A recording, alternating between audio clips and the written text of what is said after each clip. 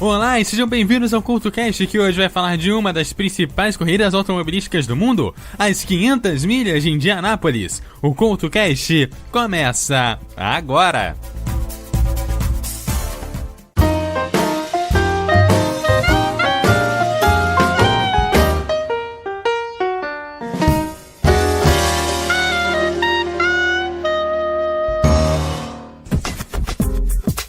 Olá e sejam bem-vindos ao CultoCast, que hoje vai falar sobre as 500 milhas de Indianápolis, também conhecidas como Indianapolis 500 ou simplesmente Indy 500, e é uma das 3 corridas mais tradicionais do automobilismo mundial e é a principal prova do campeonato da IndyCar ou Fórmula Indy.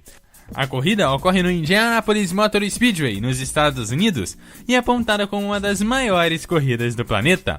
Esse evento faz parte da Tríplice Coroa do automobilismo, que é composto pelos 3 mais prestigiados eventos do esporte a motor no mundo: o Grande Prêmio de Mônaco, as 24 Horas de Le Mans e, claro, a Indy 500. O oval de Indianápolis começou a ser construído em 1909 e pouco tempo depois ocorre a primeira edição das 500 milhas de Indianápolis no ano de 1911, que foi uma das pioneiras no circuito oval. A capacidade oficial não é divulgada pela gerência do autódromo, mas a capacidade de lugares permanentes é de mais de 250 mil espectadores. Todavia, os patrônomos do infield ampliaram o atendimento para 300 mil espectadores durante as míticas 500 milhas de Indianápolis de 2016 e elevaram ainda mais para o público de cerca de 350 mil espectadores na sua 100ª edição. Este evento no esporte a motor geralmente é marcado pelas proximidades do Memorial Day, que é um feriado norte-americano que acontece anualmente na última segunda-feira de maio. Entre 1950 e 1960, a Indy 500 também fez parte do calendário da Fórmula 1. Agora voltando mais um pouco no tempo, começando lá no início, as primeiras 500 milhas de Indianápolis foram realizadas no dia 30 de maio de 1911, dia do Memorial Day, e foram vencidas pelo americano Ray Harmon, pilotando um Marlin 32 Wesp, que possuía um espelho retrovisor, o que possibilitava Harmon olhar para os pilotos que vinham atrás dele sem desviar a atenção da corrida. Harmon foi declarado vencedor, embora Ralph Mulford protestasse contra o resultado oficial. 80 mil espectadores estiveram presentes nesta primeira edição. Em 1912, o valor pago para o vencedor era de cerca de $50 mil, e o grid de largada foi limitado para 33 carros, que permanece até hoje, e a inclusão de um mecânico de bordo tornou-se obrigatória. A segunda edição foi vencida por Joey Dawson, depois que o Mercedes de Ralph de Palma quebrou. Embora a primeira corrida fosse ganha por um piloto americano ao volante de um carro americano, os fabricantes europeus, como a italiana Fiat ou a francesa Peugeot, logo desenvolveram seus próprios veículos para ganhar o evento, o que fizeram de 1912 a 1919. Após a Primeira Guerra Mundial, os pilotos nativos e os fabricantes americanos recuperaram seu domínio na corrida. O engenheiro Larry Miller estabeleceu-se como o mais competitivo dos construtores do pós-guerra. Seus progressos técnicos permitiram-lhe ser indiretamente ligados a uma história de sucesso que iria durar até meados dos anos de 1970. Segundo o regulamento europeu, as cilindradas limitavam a 3.000 durante o período de 1920 e 1922, 2.000 de 1923 a 1925 e 1.490 entre 1926 e 1929. A corrida de 1920 foi vencida por Gaston Chevrolet em um Frontenac, preparado por seus irmãos, alimentado por um motor de 8 cilindros para ganhar as 500 milhas de Indianápolis de 1920.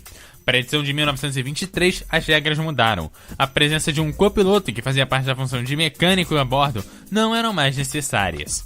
Primeiro, um carro com supercompressor venceu a corrida de 1924 e em 1925, Pete De Paolo foi o primeiro a ganhar a corrida com uma média de 100 milhas por hora, em torno de 160 km por hora, com uma velocidade média de 101,13 milhas por hora. E daqui a pouco, o final da década de 1920 e também como foram as 500 milhas de Indianápolis nas décadas seguintes. A seguir você curte o som de Janis Joplin aqui no CultoCast. Oh Lord, won't you buy me a Mercedes-Benz? My friends all drive Porsches, I must make amends. Worked hard all my lifetime, no help from my friends. So, Lord, won't you buy me a Mercedes-Benz? Oh, Lord, won't you buy me a color TV? Dialing $4 is trying to find me. I'll wait for delivery.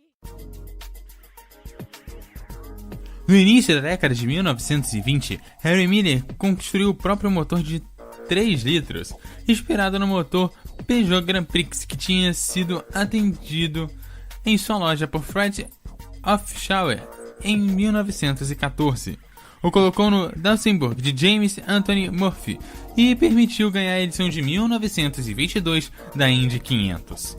Miller, então, criou seu próprio automóvel e compartilhou a designação Miller, que por sua vez foram alimentados pela sobrealimentação nas versões seus 1.5 e 2.0, de motor único, vencendo 4 corridas mais para o motor Miller até 1929. Os motores Miller impulsionaram outros 7 vencedores até 1938. Então, foi quem primeiro cuidou com o estoque desse tipo de motores, sendo ajustada à Fórmula Internacional de 3 litros. Após a compra do circuito oval em 1927, Ed Rick Baker proibiu os supercompressores e excederam o limite de deslocamento para 6.000 cilindradas, enquanto também a reintrodução do cavalo mecânico. Em 1935, os ex-funcionários de Miller, Fred Offshauer e Leo Gosen, já tinham alcançado a primeira vitória com o brevemente famoso Offhauser, de 4 cilindros, ou o motor Off.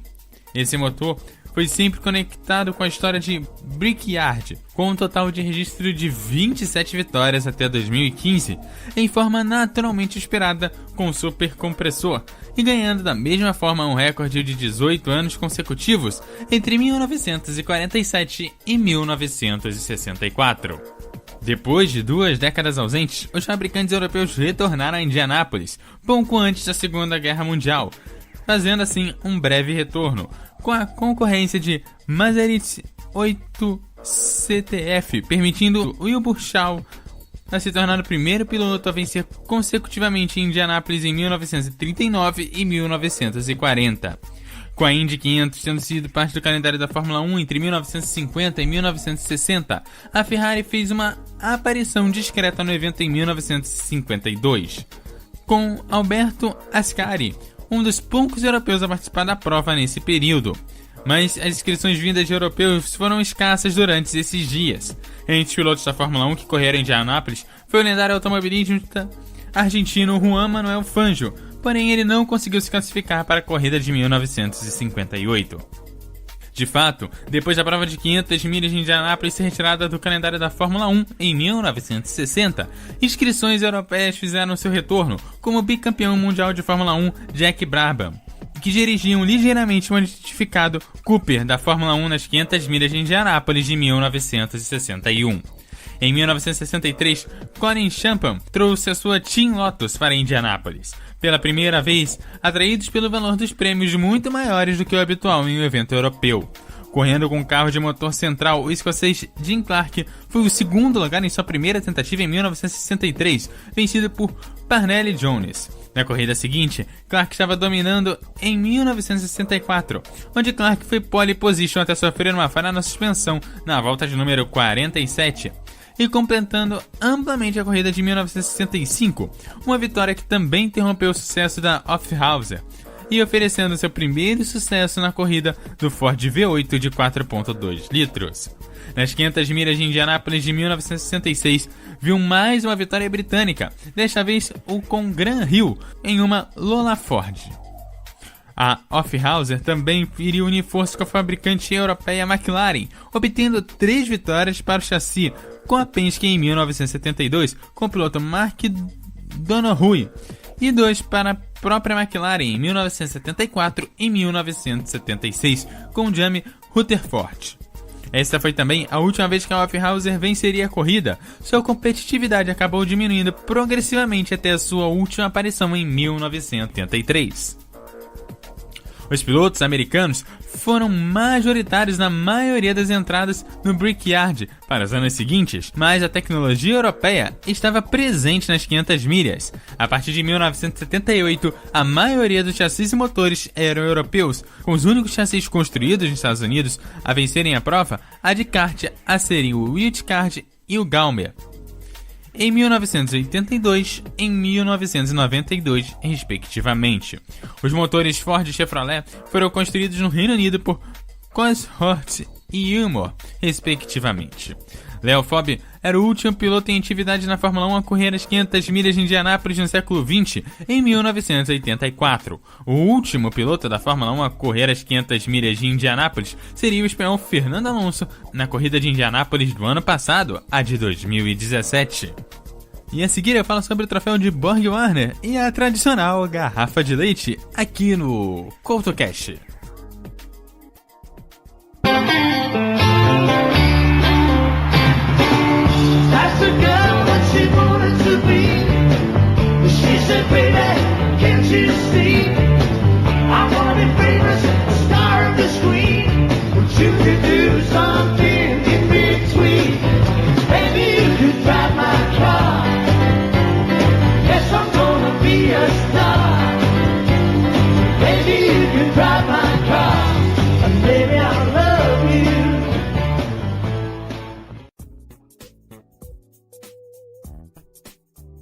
O troféu de Borg-Warner é um dos troféus mais cobiçados do mundo do esporte a motor, que é atribuído ao vencedor de cada 500 milhas de Indianápolis desde 1936, que o recebe no Círculo da Vitória, feito para abrigar piloto e equipe vencedores do evento, em alusão às corridas de cavalos, então sem a cerimônia de pódio.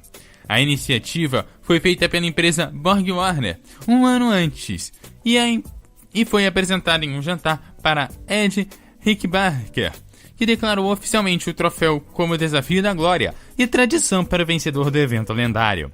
É feita em prata e a originalidade desta obra de arte é que em sua superfície é gravada todas as faces dos vencedores da mítica corrida e suas respectivas médias horárias desde a primeira edição. É o mais antigo troféu do esporte a motor, inclusive Louis Meyer, que foi o primeiro a receber o troféu, a compará-lo com a medalha olímpica. Juntamente com o troféu Borg-Warner, o vencedor recebe um cheque de um montante que não é muito comum. Emerson Fittipaldi foi o primeiro a superar a barreira de $1 milhão em 1989, e nas 500 milhas de Indianápolis de 2007, o montante chegava a quase $2,5 milhões. E agora a tradicional garrafa de leite. O piloto Louis Meyer foi o primeiro a ganhar logo em sua estreia. Ao cruzar a linha de chegada, requisitou um copo de leite para comemorar o triunfo. Quando ele repetiu em sua terceira vitória em 1936, voltou a pedir um copo de leite, mas em troca recebeu uma garrafa de leite, muito mais comum no sul nos Estados Unidos. Um hábil fotógrafo imortalizou o momento onde ele bebeu uma garrafa realizada com 2 dedos. Os outros 3 mantinha aberto em alusão às suas 3 vitórias. Um executivo de uma empresa leiteira local viu a oportunidade de marketing na imagem, e esse ato foi repetido nos próximos anos, com exceção do período entre 1947 e 1955.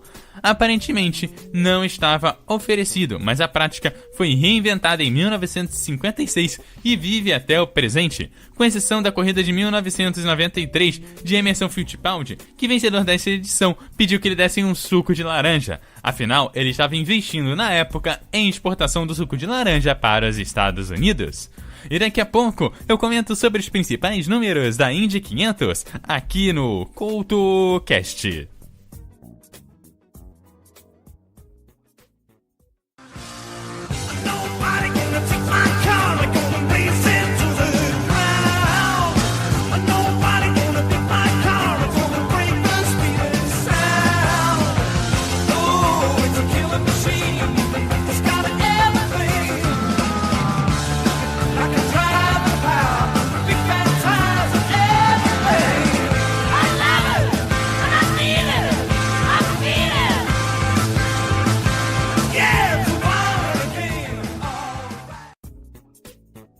E agora chegou a hora de alguns números da Fórmula Indy aqui no CoutoCast. Começando pelo próprio circuito, que é composto de duas serras longas, que tem cerca de 0,625 milhas, ou cerca de 1.000 metros. Ele contém também duas retas curtas, com cerca de 0,125 milhas, ou 200 metros. As 4 curvas do circuito têm 0,250 milhas, ou cerca de 400 metros, e uma inclinação de 9 graus. No total, a pista tem cerca de 2,5 milhas, ou 4 quilômetros. As médias horárias foram evoluindo pouco a pouco através dos anos das 500 milhas de Indianápolis. Na primeira corrida, a média foi de 70 milhas por hora, ou cerca de 110 km por hora. Já passando das 80 milhas na própria década, em 1914, batendo 80 milhas, ou 130 km por hora. Os 100 milhas por hora foram batidas em 1925 e conseguiu bater as 130 milhas por hora ou 210 km por hora em 1954. Em 2014, a corrida com melhor média horária em 2 décadas foi bater 187 milhas por hora ou 300 km pelo brasileiro Tony Canaan em 2014. O recorde anterior teria sido 180 milhas por hora ou 290 km por hora no ano de 1990. Saindo da média horária da corrida como um todo para as médias horárias das classificações, na classificação conseguiu-se cerca de 382 km por hora ou cerca de 237 milhas por hora em 12 de maio de 1996, ao conseguir fazer toda uma volta em 0,37,895. Os maiores campeões das 500 milhas de Indianápolis, com 4 vitórias, nós temos A.J. Foyt, que venceu em 1961, 1964, 1967 e 1977. E Al Unser, que venceu em 1970, 1971, 1978 e 1987. Rick Mears, que venceu em 1979, 1984, 1988 e 1991. E também é recordista de pole positions em quantidade e em sequência, e um dos poucos que possui 2 pole positions consecutivas. O brasileiro que mais venceu foi o Hélio Castro Neves, vencendo em 2001, 2002 e 2009, seguido de Emerson Fittipaldi, que conseguiu 2, em 1989 e 1993. Já o maior número de vitórias consecutivas, com 2, nós temos Will Shaw, que venceu em 1939 e 1940 e o primeiro a consegui-lo, o Maui Rose, que venceu em 1947 e 1948, o Bill Vukovich, que venceu em 1953 e 1954, Al Unser, que venceu em 1970 e 1971, e o último a conseguir foi o brasileiro Hélio Castro Neves, vencendo em 2001 e 2002. E os primeiros pilotos a vencerem em sua primeira entrada na Indy 500, começando com o Roy Harris, que venceu logo a primeira Indy 500 em 1911, seguido de Ulysse Gonks em 1913, René Thomas em 1914, Frank Lockhart em 1926, George Sunrise em 1927, Graham Hill em 1966, Juan Pablo Montoya em 2000, Hélio Castro Neves em 2001 e o Alexander Rossi em 2016. E os pilotos com mais pole positions tem o Rick Mears, que conseguiu 6 pole positions em 1979, em 1982, em 1986, em 1988, 1989 e 1991, seguido pela galera que conseguiu 4, o Ray Max, o Wex Myers, o A.J. Foyt e o Hélio Castro Neves, que conseguiu sua última pole position em 2010. O maior domínio de voltas em Indianápolis até o ano de 2015, o Bill Arnold conseguiu liderar 99% das voltas em 1930, seguido de Bill Volkovich em 1953, que liderou 97% da corrida, e o Jim Clark em 1965, que liderou em 95%, assim como Al Unser também conseguiu a mesma porcentagem em 1970. O brasileiro que conseguiu o maior domínio em uma corrida de Indianápolis foi o Emerson Fittipaldi, que liderou em 1989 79% das voltas. A seguir, uma das músicas que pensou em motor, você pensa nela, aqui no CoutoCast. Get your motor running. Head out on the highway, looking for adventure. And whatever comes our way,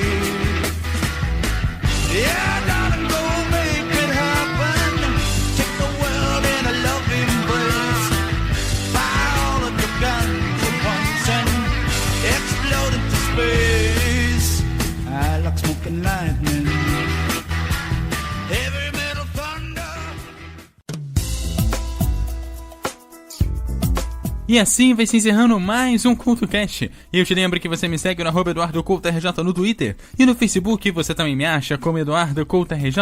Aquele abraço e até a próxima!